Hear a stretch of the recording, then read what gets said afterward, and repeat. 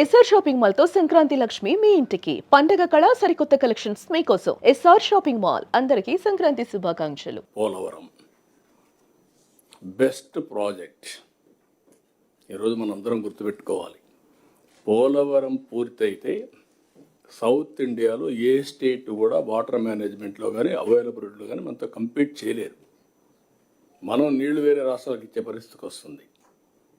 3000 TMC నీళ్లు సముద్రంలోకి పోతున్నాయి.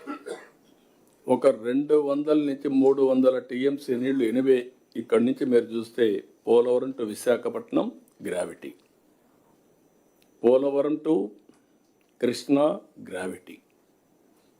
అంటే ₹1 ఖర్చు పెట్టకుండా మనం ఇరిగేషన్కి ఇచ్చే అవకాశం. ఇక్కడ వాడుకున్న నీళ్లు శ్రీశైలంలో పొదుపు చేసి రాయలసీమకి ఇచ్చాం. ముందు ప్రారంభం మాత్రం పట్టిసీమ 10 ఏళ్ళు బ్రహ్మాండంగా సర్వీస్ చేసింది పట్టిసీమ. అది లిఫ్ట్. రేపు రాబోయే జూన్ నుంచి గ్రావిటీతో కృష్ణాకు నీళ్లు వస్తాయి. ఇక్కడి నుంచి మనం అనుకున్న ప్రాజెక్టు మీరు ఒక్కసారి గుర్తుపెట్టుకుంటే నేరుగా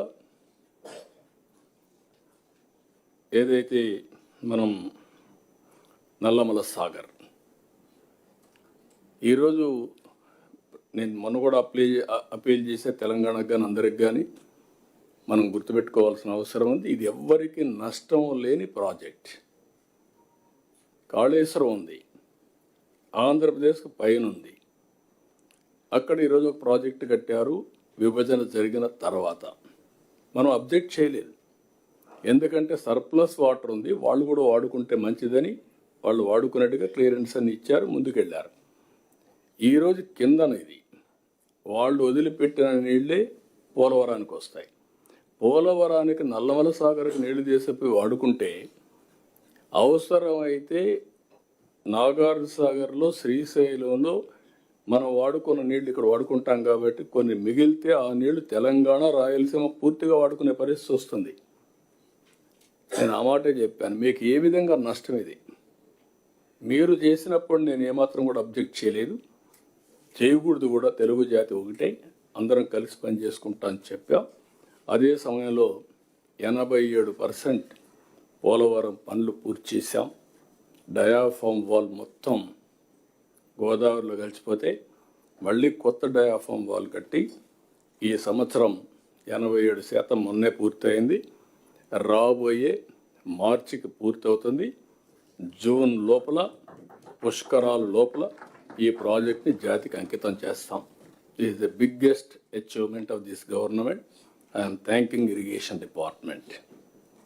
ఇంకో పక్క భోగాపురం ఎయిర్పోర్ట్, ఎప్పుడో రావాల్సిన ఎయిర్పోర్ట్ ఇది, అది కూడా పెండింగ్ పడింది. మొన్నే ట్రయల్ రన్ సక్సెస్ అయింది. జూన్లో ఇది కూడా ఇనాగరేట్ చేసుకుంటున్నాం. ఇంకొక పక్కన ఈరోజే మీరు చూశారు, అది నేను మళ్ళీ మాట్లాడతాను, అమరావతి బెంగళూరు ఎక్స్ప్రెస్. ఈ రోడ్డు కూడా ఒక 4 గిన్నెస్ రికార్డ్స్ వచ్చాయి, ఇవి మనం మాట్లాడుకుంటాం.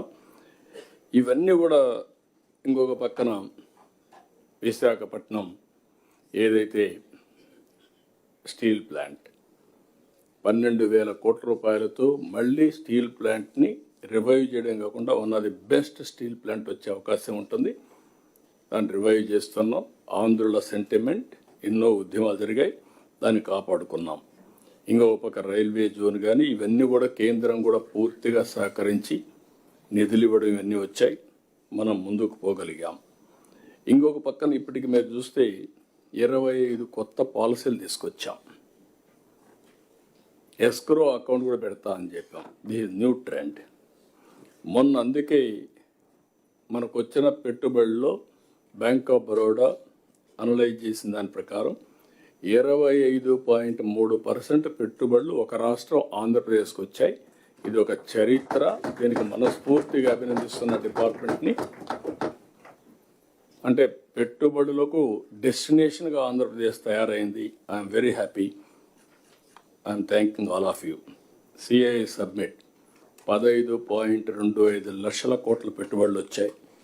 అవన్నీ మెటీరియల్ అయితే 16 లక్షల మందికి ఉద్యోగాలు వస్తాయి.